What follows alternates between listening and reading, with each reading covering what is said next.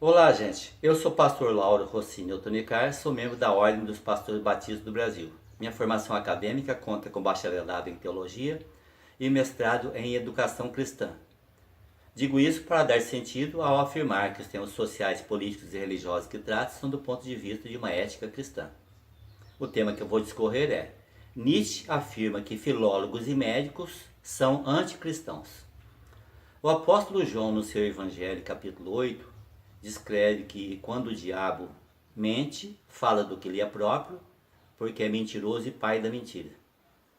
Na expectativa inútil de ultrapassar os limites entre a verdade e a mentira, o sagrado e o profano, o bem e o mal, Friedrich Nietzsche ignorou a lógica, perdeu todo o referencial de sensatez e, parecendo-se possuído por um espírito desumano, se impõe como inimigo do que fora perpetuamente válido, se perde irremediável do começo ao fim no mar da história e parte enfesado no desprezo de valores universalmente consagrados, tornando-se ainda o mais ridículo caluniador de filósofos, filosofias, teólogos e religiões, conforme o denunciam os seus próprios filosofismos sem base, patéticos, ingênuos, cômicos, irreais, desautorizados e insustentáveis. No seu livreto Humano Demasiado, Humano, parágrafo 1º do prefácio, ele descreve: denominar meus escritos uma escola de suspeita, mais ainda de desprezo, mas felizmente também de coragem e mesmo de temeridade.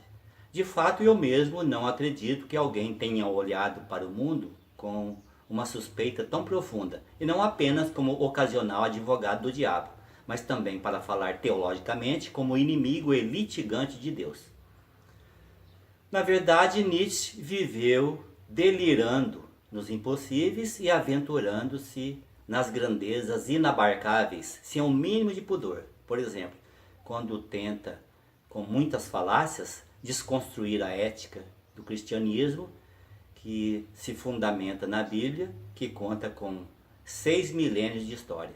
Ou até mesmo quando ridiculariza a filosofia ocidental, que preza pela verdade e se ocupa das imortais disciplinas da ética, estética, metafísica, lógica e outras, nesses últimos 2400 anos.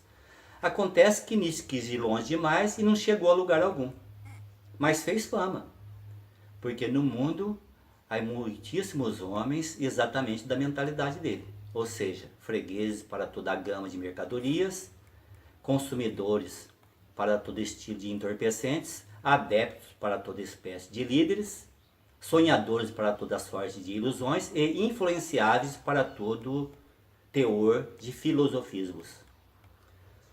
Uma de suas calúnias feitas contra o apóstolo Paulo, Nietzsche descreve no seu livreto O Anticristo, parágrafo 47, dizendo: Paulo quer envergonhar a sabedoria do mundo. Seus inimigos são os bons filólogos e médicos de escola alexandrina. A eles faz guerra. De fato, não se é filólogo e médico, sem ser também ao mesmo tempo, anticristão. Pois quem é filólogo lê atrás dos livros santos. Quem é médico, atrás da depravação fisiológica do cristão típico. O médico diz incurável. O filólogo trapassa. De onde foi que Nietzsche tirou que o apóstolo Paulo quis envergonhar a sabedoria do mundo e foi inimigo e fez guerra aos bons filólogos e médicos de escola alexandrina? Das 13 epístolas de Paulo descritas no Novo Testamento, não foi, porque todas elas proíbem as calúnias, mentiras e as putriqueiras, como as que Nietzsche acostumava dizer. E um amigo do apóstolo Paulo, que escreveu 2 livros do Novo Testamento, se chamava Lucas e era médico. As reais intenções nocivas que Nietzsche escreveu na segunda metade do século XIX, ao tentar jogar o apóstolo Paulo contra filólogos e médicos, e estes contra o apóstolo Paulo e suas epístolas, é fácil de entender. É que Nietzsche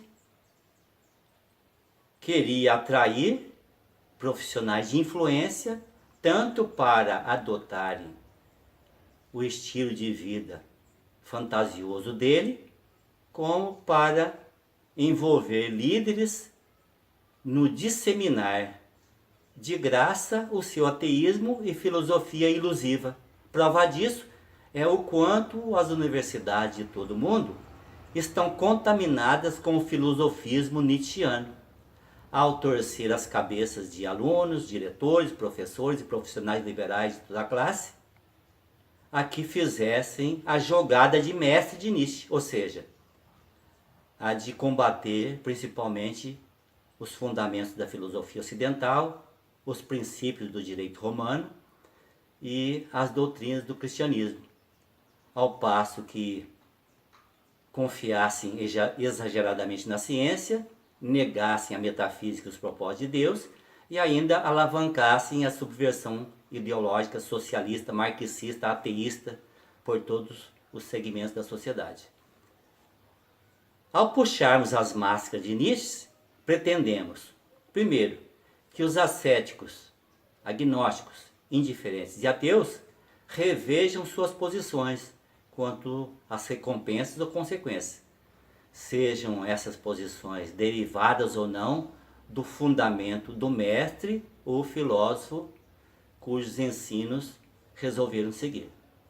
Segundo, despertar os que temem a Deus para que procurem conhecê-lo melhor por meio da Bíblia e da Igreja. E por último, mover os cristãos a que alertem todas as pessoas sobre as sutis armadilhas acionadas por anticristos, falsos profetas e falsos filósofos, conforme nos recomenda principalmente o Novo Testamento. Compartilhe esse vídeo com seus amigos, deixe o seu like, nos ajudem a promover o reino de Deus no mundo. Inscreva-se no canal Razões que Nutrem a Fé. Nós agradecemos pela gentileza. E que a graça do nosso Senhor e Salvador Jesus Cristo seja com todos os que temem a Deus.